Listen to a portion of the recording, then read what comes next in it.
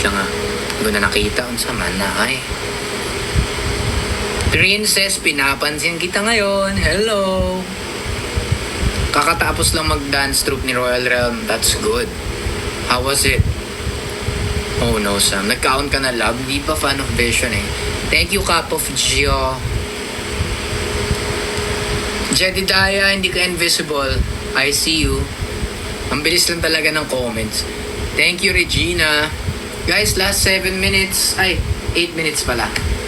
To be exact. Hi, Liz. Saan ka galing? Saan ka galing? May kutob ako galing ka kaya Kamusta, Kuya Sam? Okay naman ako, guys. For those who are asking ko, kamusta ako? I'm really okay. I'm happy. And I'm glad to be productive every day. And I'm glad that I have this relationship with the Lord na malala. Nawawalan ng signal. Okay, Liz. Laban lang ang signal. Honey, thank you. Alam kong top 1 ka na. Pero nagsusupport ka pa rin through gifts. Thank you, honey, so much. Regina, thank you din. Ano yung tanong mo, Royal Realm? Kinilig si Andrea sa shoutout mo. Andrea, shoutout ulit sa'yo. Thanks, Kill. Thank you, Kill. Grabe, naglalabanan si Kill tsaka si Honey, Honey, thank you. Thank you sobra. Haba na ng hair mo, sabi ni Nana. Oo nga, I'm so glad my hair is back. 1 week na lang bago mag-start class namin, baka maging busy namin. It's okay, Liz. Ganun talaga ang buhay. People come and go. De, joke na. Thanks, Honey. Honey, my love, so sweet.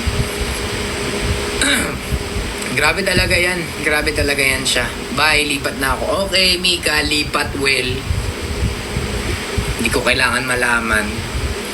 Miss na miss ka na raw ni Regina. Halata raw ba? Hindi halata. Natatago niya sa akin.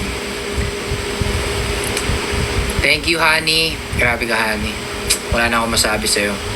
Walang aalis dito.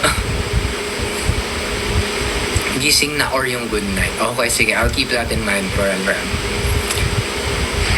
I'm glad you're not singab na. What do you mean singab? I've been going through something this past few months. You're helping me out. You're helping me now by seeing you. Aw, Dara, thank you. I'm glad na nakakatulong ako in ways that I can offer. Pero kung ano man yung pinagdadaanan mo,